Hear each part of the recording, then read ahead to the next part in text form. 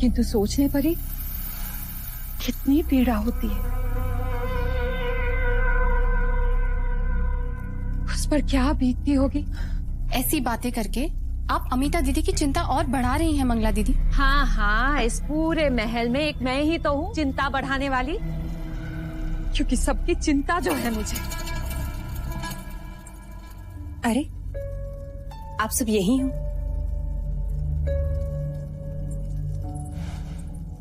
आप ही की प्रतीक्षा कर रहे थे महादेवी। यशोधरा, आ रही।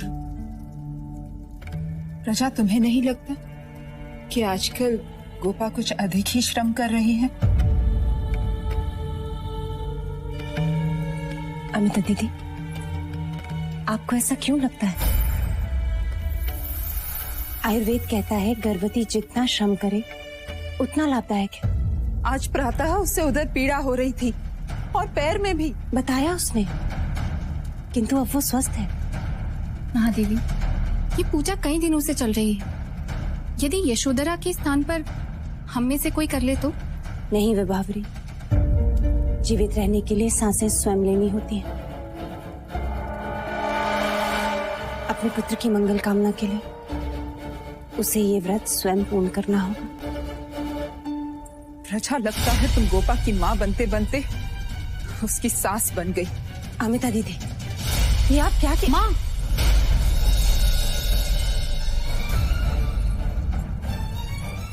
ये आप क्या कह रही हो? ये शब्द आपके तो बिल्कुल नहीं हो सकते।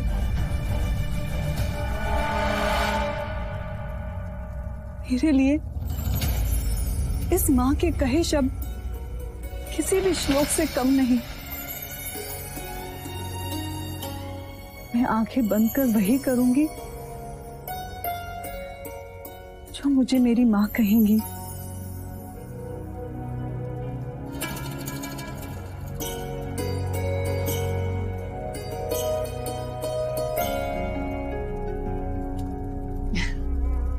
सास बहू में प्रेम हो तो ऐसा। महादेवी, मैं आई।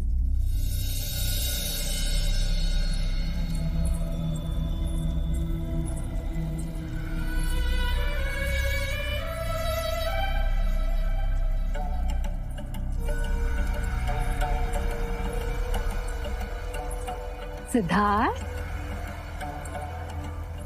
यहाँ अकेले क्यों बैठे हो? प्रणाम काकी। इतने दिनों के बाद आपकी जीवा से अपना नाम सुनकर अच्छा लगा। ज्येष्ठ भी मुझसे बात नहीं करते, मुझे ही दोषी समझते। क्षणिक आवेश मनभेद बढ़ा देता है पुत्र, पर जिस घर में यशो जैसी बहू हो वह मनभेद कैसे रह सकता है? पर तुम उदास क्यों हो? मेरे प्रश्न मुझे खुश नहीं रहने देते काकी माँ। प्रश्न का उभरना तो खुशी की बात है, परंतु उत्तर का ना मिलना पीड़ा का कारण। उत्तर के लिए तुम्हें ज्ञानी पंडितों से और सन्यासियों से विचार विमर्श करना चाहिए पुत्र। पर ऐसे मनुष्य है कहाँ जो मेरे ज्ञान की पिपासा को। एक नहीं अनेक है। तुम मिलना चाहोगे? अवश्य काकी माँ।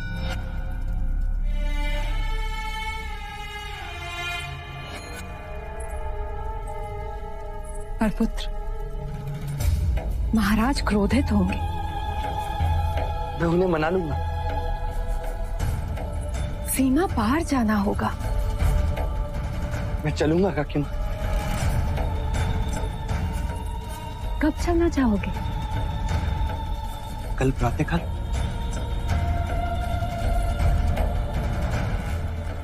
सिद्धार्थ, ये बात हम दोनों के बीच ही सीमित रहे। जी काकी।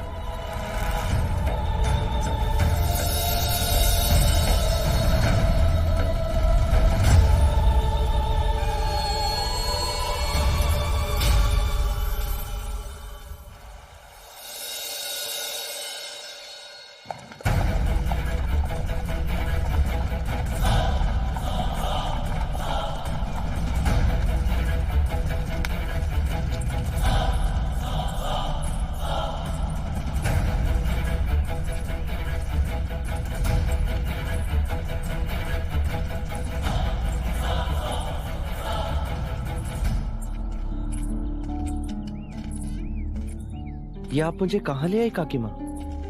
यही ठहरे हुए हैं जिनसे मिलवाने में तुम्हें यहाँ लाई हूँ।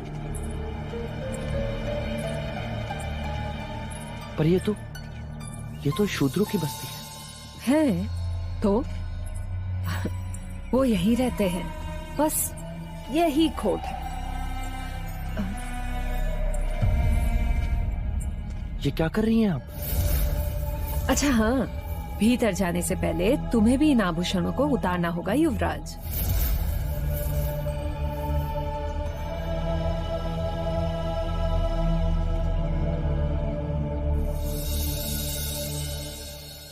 ये लो। ये किस लिए काकी माँ? ये उनकी रीत है।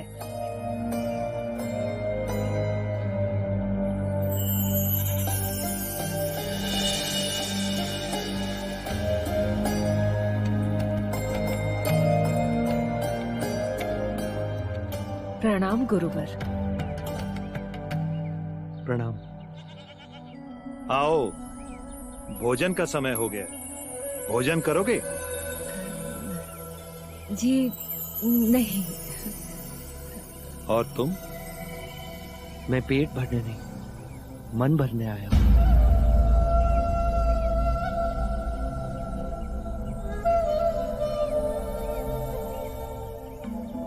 मन कैसे भरता है पुत्र? प्रश्नों के उत्तर से। हाँ हाँ, पूछो। आप ब्राह्मण होकर भी शूद्र के घर ठहरे। सन्यासी वर्ण से परे होता है, मैं ब्राह्मण नहीं। और पुत्र, जो अन्नदाता है वो अछूत कैसे हो सकते हैं?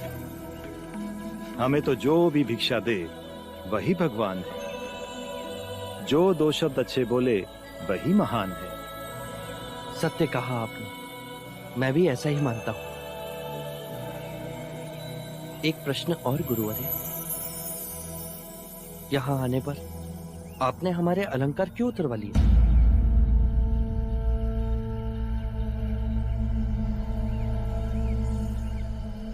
क्योंकि जहां सादगी है, ज्ञान वहीं जन्म लेता है। अन्यथा कीमती वस्त्र और आभूषण अभिमान के चिन्ह हैं। और ये भगवे वस्त्र क्यों? ये क्रांति के प्रतीक हैं। और ज्ञान का अर्थ है समझ में क्रांति।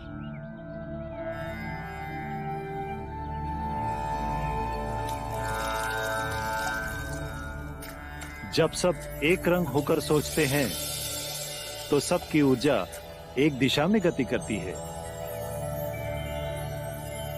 और समाज में एक समझ की लहर फैलती है। आओ आओ,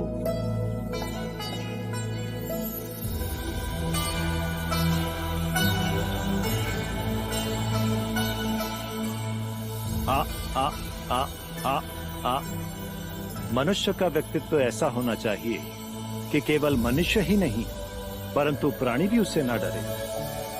आ आ आ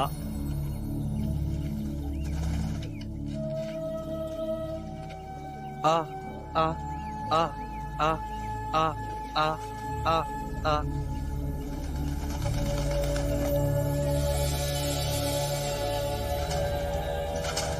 इस युवक की आत्मा पवित्र है। जन्म से भले ही ये युवराज है परंतु मन और हृदय से ये सन्यासी ही है। आपने तो मेरे मन की बात कह दी। वर्षों बाद मैंने ऐसी बात सुनी।